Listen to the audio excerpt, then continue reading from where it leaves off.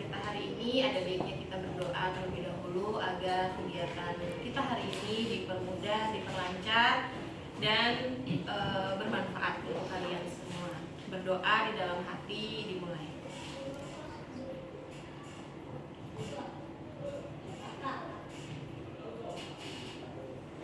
Oke, berdoa. Layanan konseling kelompok, di mana layanan konseling kelompok ini tujuannya adalah pengentasan masalah. Jadi pada tujuan dari layanan pengentasan ini, kalian diharapkan bisa mencari solusi dari permasalahan yang ada. Di sini ibu berperan sebagai konselor, sebagai pembantu kalian dalam mencari solusi, dan kalian ini sebagai anggota konseli atau anggota kelompok yang sedang ada masalah nih saat ini. Nah, kita sama-sama nih kita cari solusinya dari permasalahan yang sedang kalian hadapi. Sampai sini bisa.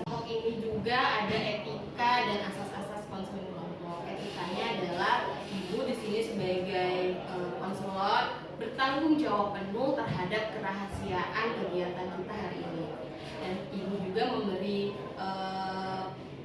peluang untuk kalian mengungkapkan permasalahannya secara bebas. Jadi kalian nggak ada canggung-canggung, nggak apa-apa, di ruangan ini saling terbuka saja sampai konseling kelompok kita hari ini selesai. Yang ada dalam konseling kelompok ini, yang pertama adalah ada asas kesukarelaan, di mana kalian hadir di sini tanpa paksaan. Yang kedua ada ini asas kerahasiaan, di mana kegiatan kita hari ini hanya kelompok ini saja yang tahu.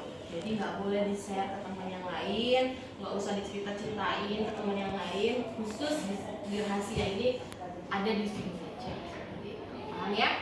Terus ada asas kenormatifan, di mana asas kenormatifan ini kalian bebas berpendapat dan memberikan pendapat, mengungkapkan permasalahan seperti itu. Pada kegiatan konseling kelompok juga hari ini ibu akan menggunakan teknik SFBT. SFBT itu apa? SFBT itu Solution Focus Based Therapy, di mana tujuannya adalah permasalahan ini kita cari solusinya dengan baik. Ya, jadi kita sama cari solusinya nih permasalahan yang sedang kalian. Yang butuh penjelasan lagi, ada yang ditanyakan? Ya, kalau misalnya tidak ada, siap ya untuk melakukan kegiatan konseling kelompok selanjutnya. Terlalu banyak, ibu minta ada siapa yang mau berpendapat atau mengungkapkan permasalahan yang sedang kalian alami? Saya, Bu. Oke, silakan Jati. Permasalahan saya belum banyak mengerjakan tugas pada setiap waktu. Jadi untuk beberapa minggu ini Jaki jarang banget ngerjain tugas gitu ya. Oke. Ada lagi yang Nia, silakan Nia. Permasalahan saya jarang mengerjakan tugas bahasa Inggris karena saya nggak suka guru yang gurunya jarang masuk. Oh gitu. Jadi ini ada masalah internal ya, masalah pribadi nih, kalau gurunya jarang masuk jadi malas kerjain tugas. Yang berpengaruh juga sih ya, karena kan memang ketika guru tidak masuk kita nggak dapat informasi ya. Jadi berarti harus apa nih yang kita lakukan gitu ya. Oke, ada lagi nggak? Oke, silakan. Permasalahan saya suka diajak teman main. Jadi waktu mengerjakan tugas saya takut untuk main. Ketika malam hari mau mengerjakan tugas sudah keburu capek dan ngantuk. Jadi kalau nggak ikut sama temennya nanti nggak ditemen di sekolah ya. Iya, jadi nggak dianggap lagi ya. Oke, jadi yang lain kita akan jadwalkan pada sesi konseling selanjutnya. Sepakat ya? Sepakat. Oke, ibu sih di sini ada kertas origami untuk mewakili permasalahan aja sih. Untuk Jaki berarti kalau nanti pilihnya warna biru berarti milih permasalahannya Jaki. Kalau warna ini pink apa merah ya? Yang pokoknya pink merah lah ya. Ini masalahnya Nia. Kalau hijau berarti permasalahannya Kartika. Jadi kita vote nih mana satu masalah yang akan kita angkat bersama, cari permasalahan yang akan kita ambil solusinya. Warna apa pilihan kalian? Oke, biru. Warnanya Jaki ya, ada 1, 2, 3, 4, 5, 6. Oke, untuk warnanya Nia, ada Zaskia 2, Kartika 9. Oke, berarti dari permasalahan yang ada yang banyak itu warnanya jaki. Setuju semuanya? Setuju. Setuju ya, kita akan mencari. Pilih pada posisi manakah kalian ketidakdisiplinan dalam mengerjakan tugas. Kalau misalkan kalian mengerjakan checklistnya 10, berarti kalian posisinya adalah banyak banget nih tugas yang belum dikerjain. Ya, kalau posisinya 1 berarti kalian sudah selesai mengerjakan semua tugas. Oke, Ibu kasih lembarnya ya. Sebentar. Oke, silakan dilihat, itu ada kolom before sama after ya. Nah, di kolom before berarti yang sekarang nih, sebelum layanan. Kan kita belum lakukan solusi nih. Kita lihat dulu di before. Pertanyaannya ada di atas. Pada posisi berapakah perilaku tidak disiplin dalam mengerjakan tugas? Silakan kalian isi, kan hampir di semua tugas katanya gitu. Nah, sekarang Ibu mau tanya nih, kira-kira gimana sih caranya melatih sikap disiplin dalam mengerjakan tugas? Saya Bu, Ya, Gani silakan. menurut saya kita itu harus punya niat untuk mengerjakan tugas dan juga kita harus membuat daftar tugas itu. Oh gitu. Oke, bagus ya Ganis ya. Terima kasih sudah berpendapat. Ada lagi yang mau ngasih pendapat? Saya Bu, Oke, silakan. menurut saya jangan menunda tugas Bu, karena kita juga harus memiliki rasa tanggung jawab. Oke. Terima kasih ya, Geza juga sudah memberikan pendapat. Pengen memberi pertanyaan dan pengen tahu pendapatnya. Gimana sih caranya membangun sikap disiplin? Kalau tadi tuh melatih nih, kalau sekarang ini membangun. Berarti kalau sudah terlatih akan menjadi bangunan yang jadi kuat nih ya. Nah, kira-kira gimana nih caranya? Kalau ada peran dari guru harus menyampaikan dan komitmen untuk berubah lebih baik lagi dan harus dilakukan sesuai rencana itu. Jadi memang semua harus tetap terencana ya. Kayak harus punya tanggung jawab, harus punya motivasi yang tinggi ya, seperti itu. Oke, sekarang Ibu pengen tanya nih, apa sih yang kalian rasakan ketika kalian sudah bisa mengerjakan tugas tepat waktu? Kira-kira apa ya yang akan kalian rasakan ketika tugas itu sudah diselesaikan tepat waktu? Bisa main keluar dengan teman-teman dan mengikuti olahraga voli gitu. Oh, jadi hobi-hobi yang disukai jadi lebih fleksibel ya, karena kan tugas-tugasnya sudah selesai. Ada lagi kira-kira pendapat kalian nih, apa nih yang dirasakan ketika kalian sudah selesai dalam mengerjakan tugas tepat waktu? Saya boleh berpendapat Bu. Oke, boleh Septi. Jika saya bisa mengerjakan tugas, jika saya bisa disiplin mengerjakan tugas, saya akan lebih tenang Bu. Saya bisa mengerjakan tugas saya dengan nyaman, saya punya waktu luang lebih baik. Iya. Ya, jadi karena kalau sudah mengerjakan tugas kalian jadi lebih nyaman ya. Yang lain gitu bukan nggak? Iya. Nah, kalau misalkan ngerjain tugasnya tepat waktu, kira-kira apa yang akan kalian lakukan? Lakukan hobinya paling apa? Voli. Jadi lebih enak ya ngerjain main volinya ya.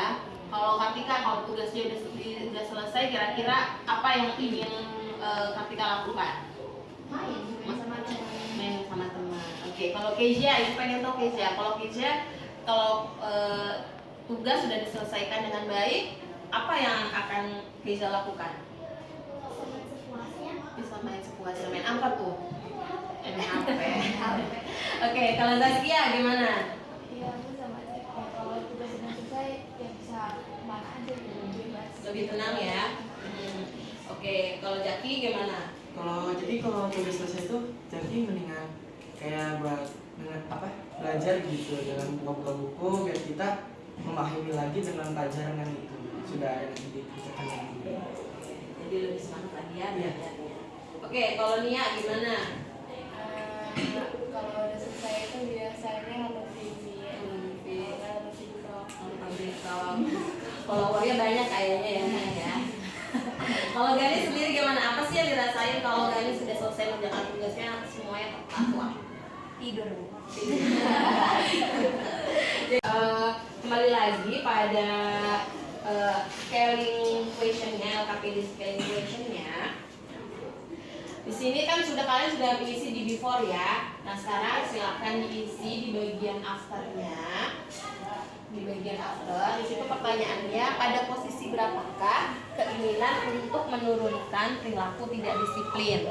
Jadi kan tadi sudah dijelaskan tuh sama teman-teman yang lain pendapatnya, udah mengungkapkan permasalahan, kita cari solusinya sama-sama, terus kita juga berusaha membayangkan gimana sih kalau tugas sudah selesai tuh nikmatnya, ya kan, bisa main leluasa katanya, terus bisa main TikTok, ya kan ya, bisa tidur kalau kata Gani seperti itu. Nah sekarang afternya dilihat nih, berarti kalau misalkan poinnya di poin skala 10, berarti kalian masih pada posisi banyak tugas nih yang belum dikerjakan, masih belum disiplin. Kalau di posisi 1 berarti ada harapan, ada keinginan kalian mengerjakan tugasnya tepat waktu dan tugas semua selesai. Oke, sudah selesai diisi semua? Sudah. Oke, sudah. Kalau sudah, Ibu pengen tahu nih siapa yang mau dengan sukarela memperlihatkan red scale-nya? Yakin? Kalau Before-nya berapa? before-nya ke pada 9. Kalau afternya jadi 1. Ada peningkatan ya, peningkatan skala untuk menurunkan perilaku tidak disiplin Jaki. Oke, sekarang Ibu pengen tahu punyanya Abdul. Kalau Abdul berapa before-nya? 7. Afternya berapa? 1 juga. Berarti sama-sama nih mau menurunkan sikap disiplinnya ya, menurunkan sikap tidak disiplin. Oke, kalau Nia berapa? Before-nya pada skala 7, harapan saya menurunkan sikap ketidakdisiplinan saya dalam mengerjakan tugas pada skala 1. Oke, kalau Ganis berapa? Before-nya 6, afternya 1. Oke, kalau Selfie? Before-nya 6, afternya 1. Kalau ada 2, tadi Bu perumpamakan adalah skala ini 10 sampai 1, dimana 10 ini adalah tugas yang banyak. Kalau 1 berarti tugasnya sudah selesai. Kalau yang ini terisi penuh dengan isi air di skala 10, itu kan berat banget ya. Iya. Kira-kira nyaman gak sih kalian bawa-bawa tugas? Ibarat air ini tugas ya, ibarat air ini tugas. Terus kalian gondol-gondol di tas gitu ya, si aqua ini. Kira-kira nyaman atau tidak? Tidak. Dan sangat berat. Dan sangat berat ya. Tapi kalau ketika tugas sudah selesai, ini kan kosong nih, lebih ringan, lebih enteng. Nah, menurut kalian juga begitu nggak? Iya.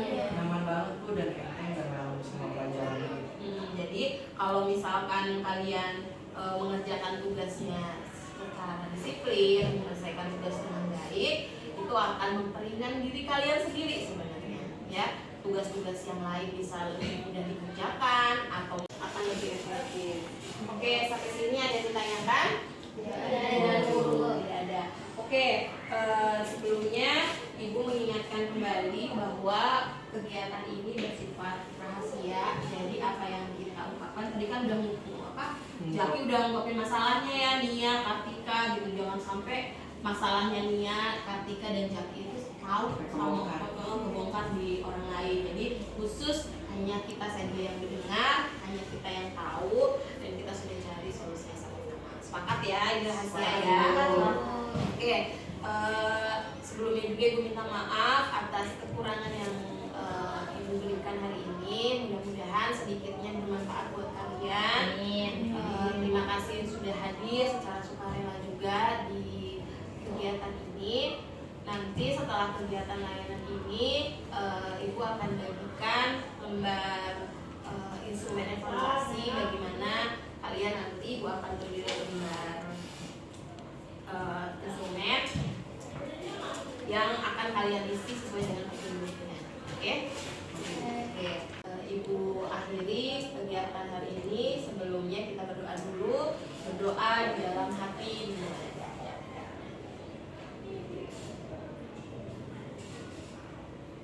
Berdoa selesai. Oke, kurang lebihnya Ibu mohon maaf. Assalamualaikum warahmatullahi wabarakatuh. Waalaikumsalam warahmatullahi wabarakatuh.